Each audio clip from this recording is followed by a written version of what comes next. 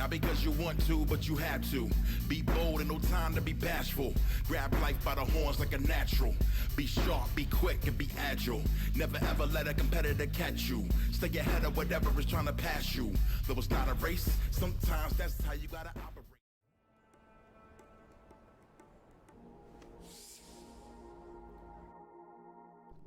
Alrighty.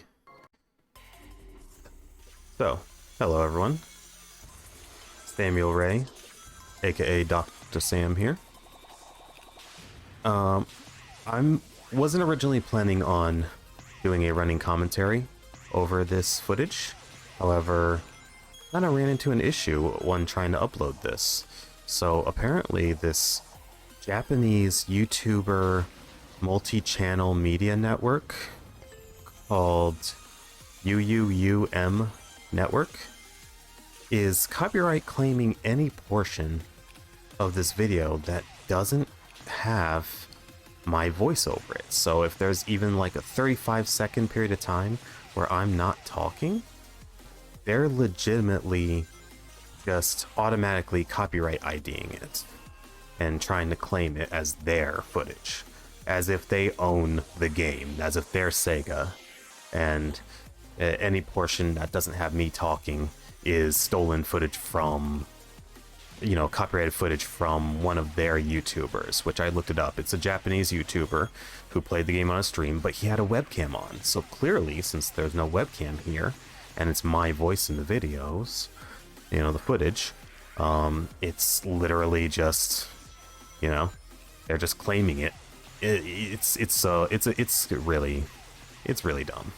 Like the things these people try to get away with. So I figured I'd just record my voice over the entire thing, make it impossible for them to claim. And if they do, then I can really dispute it and say, hey, yo, this is my voice. S-factor-sam, Samuel Ray, Dr. Sam, not, I don't even know the name of the Japanese YouTuber who was playing it with his webcam on, but clearly I'm not him. Oh, yeah. When I was playing this stage, it was really fun. It was really reminiscent of the one Sonic Adventure 2 stage where you play as Shadow. I want to say it was like Sky Rail or Rail Canyon or something like that. It was the one where you're playing as Shadow in an area where the same area as Knuckles in Pumpkin Hill. The same backgrounds and environment, but a different layout, and very similar to this one, with these springs that you have to hit multiple times with homing attacks in order to you know, ascend, and then the many grind rails with two of them next to each other, so that you have to rail swap in order to get like the different items on them and the rings. And I think in Sonic Adventure 2 some of them would even cut off, so you had to rail switch in order to not fall into the endless abyss below. But in this game they gave it the Green Hill Zone skin and aesthetic. So as someone who, you know, Sonic Adventure 2 is one of my absolute favorite Sonic games of all time, right up there with the Genesis classics of Sonic 2 and Sonic 3 and Knuckles. Yeah, no, I was really enjoying this stage, and in my playthrough I'm trying to kind of 100% all of the cyberspace stages, just for myself.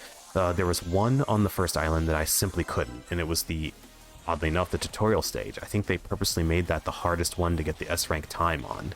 Like, you have to use some real speedrunner strats and skips, and I'm not a speedrunner type, but this game is making me want to you know, get better at these cyberspace stages, because they're short and sweet.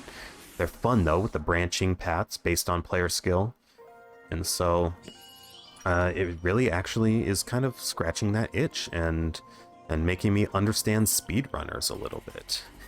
I find that quite interesting, because I'm generally the kind of person who's of the mindset of, I don't find speedrunning that fun, you know, especially when they find when the foundation of the speedrun is using glitches and exploits to avoid interacting with as many of the game's mechanics and design as possible. And I'm just like, at that point, you're playing as little of the game as possible in order to get the fastest time possible. And that, for me, defeats the entire purpose of a video game, you know? So, I honestly have not been a big proponent of speedrunning. To each their own, though. To those who enjoy it, sure, more power to you. But for me, there's just not a point. For me, playing a game is to have fun with the game as it's designed, not to find exploits and things that allow you to just skip portions of the game entirely unintended and like just circumvent entire mechanics. It's just not fun to me, so I've never been the kind to do that. But this game is actually making me want to speedrun a bit, but I think it's because it's in the game design.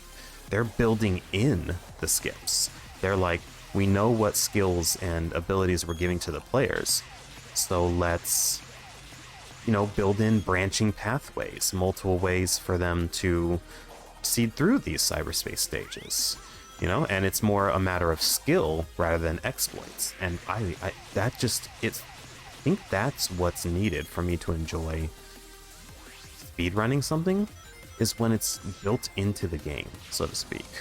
Not a matter of avoiding stuff, but a matter of interacting with the mechanics as the devs intended. They intend for you to find ways to use your skills to speed through these cyberspace stages and get that S rank time. And so I can say that now I understand speedrunners a little bit, but it's definitely in a different way. For sure. So I was trying to do all of the the missions here, and as you can see, I fell. This mission was complete the stage with, I think it was 200 rings or 250, and I had like close to that, and then I fell. So I just like gave up there. I'm like, nope, run is dead. Time to try from the beginning again.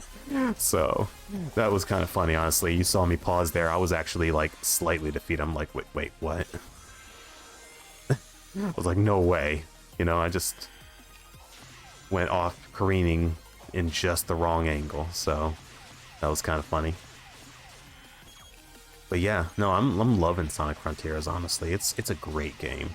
It's scratching the itch in all the ways that made me love the Sonic franchise ever since I got into it back in 1994. Watching my dad play Sonic the Hedgehog 2 on the Sega Genesis, and then in 1990, what was it, 5, picking up the second controller and playing as Tails while my dad played as Sonic. And then a year after that, I took the reins as Sonic, and he would play Tails, and we mastered Sonic 2 to such an extent that we would have all 7 Chaos Emeralds by the time we were in the middle of Stage 2, Act 1.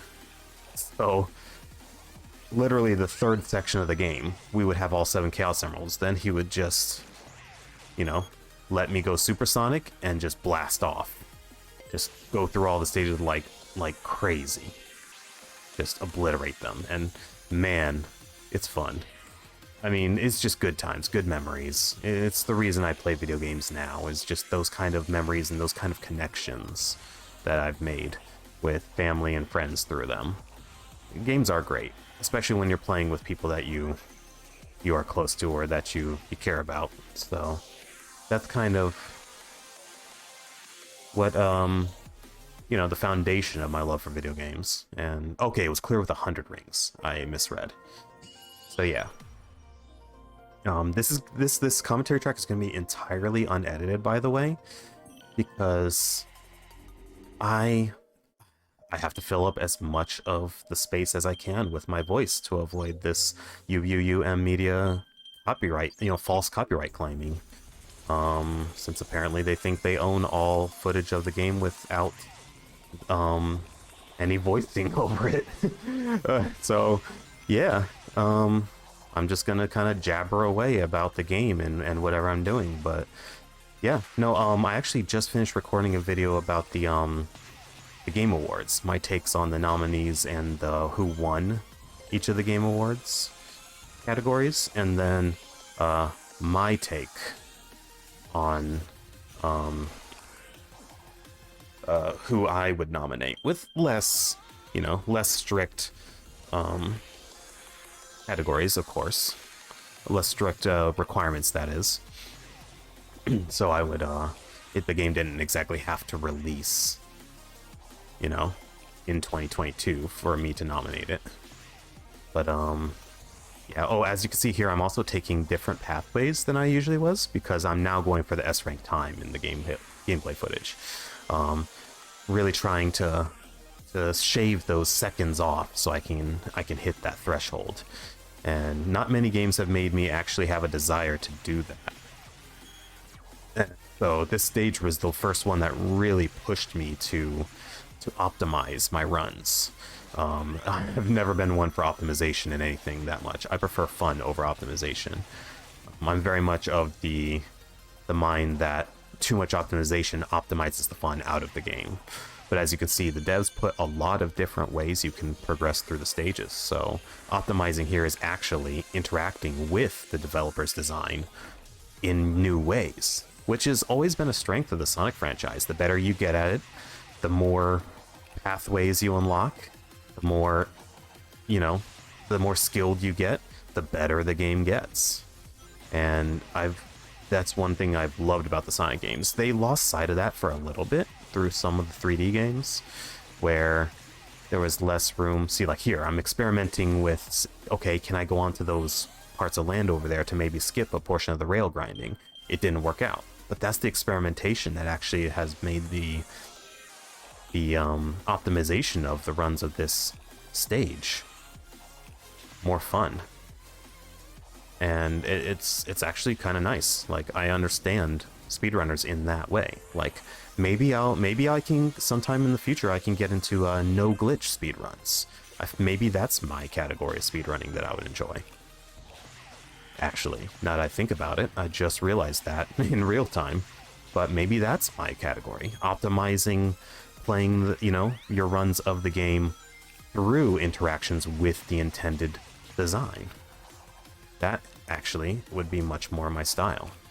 So, and who knows, maybe Sonic Frontiers could be my game for that.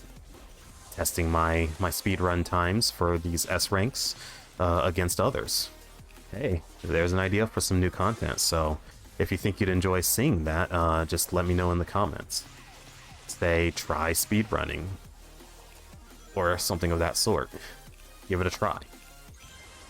So, as you can see here, I'm just, every time I make a mistake, I have to restart, because obviously the run is dead. But, and I'll admit, it was late at night. I was getting a little frustrated at certain points. The salt was flowing. See, like there, the wheels coming off the bus. Oh boy. But, no, it was, honestly, it was really fun to try and, master this stage. Especially when I actually succeed. When I succeed, I would just had that, oh yeah, kind of moment, you know? Like, heck yeah, I did it. So, yeah, so we're gonna see that when I get there. But this game, oh gosh, that was a big mess up right there. I forgot about that one. Yeah, definitely trying to, sometimes, and that's how it is with speedrunning, when you're trying to get faster and faster, sometimes you screw up and find new ways to screw up, and then you gotta restart. And it just starts to get worse and worse as you go along with it. Like, okay, no, how am I messing up at this part now, you know? And I didn't screw up there before. And that's because your positioning's off by just, like, a few degrees. And you just couldn't get that perfect lock on for the homing attack. So it's definitely, I see the intricacies of speedrunning and found there I got hit out of nowhere. I'm just like, why? But just you're experimenting with new ways to get through these sections, each section faster, and some of them work, some of them fail miserably. And eventually you find something that works for you with your own personal skill set. Like there, I'm obviously not getting a high enough bounce like I was before, so my efficiency actually tanked for that section. But I found this new path that allows me to skip a large chunk of rails, and then I fell between the rails. Ooh, really going off the rails with this one. Haha. Bad jokes. And for some reason there, I just forgot to boost in the air for some reason. Like, it's just crazy how in your in your attempts at trying to master something, you just get worse at the parts you've already mastered. It's that spiral sometimes, and sometimes you gotta just take a break and come back to it. But I'm kind of a stubborn person, and I think that's why I kind of have fallen out of love with fighting games a little bit. It's because sometimes I don't know when to quit or when to take a break, and then the frustration just mounts, you know? Especially since in, you know, a lot of competitive 1v1 versus player games, your obstacle is just as much the other players as it is the games. You know, most fighting games tend to not make it very easy for players to get into it or to attain that mastery to the point where they're able to do what they want with intention. And, you know, do what you want when you want, so that it then becomes more about your mind games with the other player. It's hard to get to that point in that genre, and then you have to contend with the other player. And it's just a certain amount of frustration that isn't there when you're trying to optimize a single player game like this. So, yeah, so I've kind of haven't played many fighting games much for the last 2 years. And there I put through that portion. Didn't know that was going to happen. I was thinking, oh, okay, I can boost, land on it, jump again, boost, and then skip a little chunk of rails. But that clearly didn't work out. And then there, for some reason, I didn't get my double jump. So definitely have a new appreciation for no-glitch speedrunners, for sure, through playing this, like I said before. And I apologize if I sound like a broken record repeating myself. Again, like I said, I have to fill in as much of the empty air as possible to see if that UUUM network is going to try and copyright claim my voice. Because they've been automatically claiming all uploads of this video that have no portion of my voice, you know, in it. As little as 35 seconds of footage without my voice on it equals a copyright ID claim. So I'm seeing if I can beat their bot by filling all the dead space with my voice in the commentary track.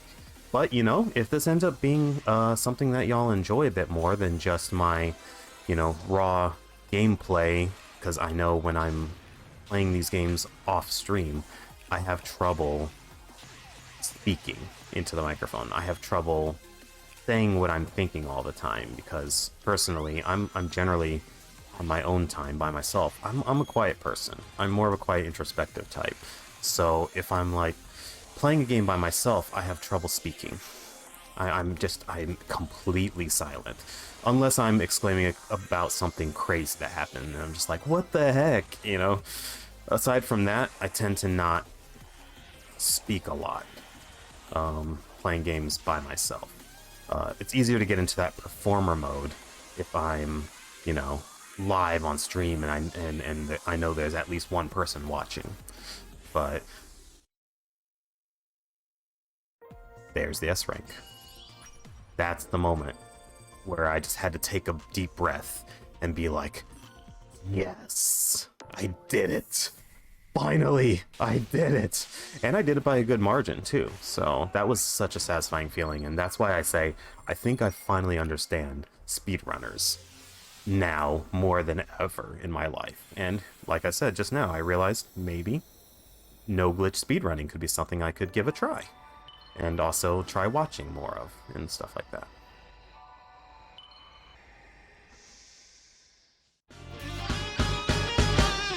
Sam here. Thank you so much for making it to the end of this video. If you enjoyed it, please like and subscribe.